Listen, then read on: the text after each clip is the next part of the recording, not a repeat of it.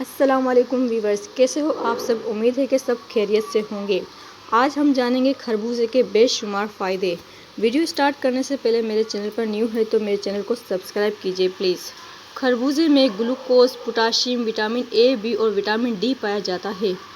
گرمی زیادہ لگتی ہے تو آپ خربوزہ کھائیں۔ یہ نہ صرف آپ کے جسم میں پانی کی کمی کو دور کرنے میں مددگار ثابت ہوتا ہے بلکہ دل اور دماغ کو ٹھنڈک اور راحت بخشتا ہے۔ کمزوری زیادہ ہے، پٹھوں اور رگوں کی تکلیف نہیں جاتی تو استعمال کریں خربوزہ اور پائیں اس میں موجود وٹامن ڈی کی بھرپور افادیت سے مضبوط پٹھے اور دوران خون بھی فعال کرے۔ جسم سے فاضل مادوں کا اخراج چاہتے ہیں تو خربوزے کو کھائیں۔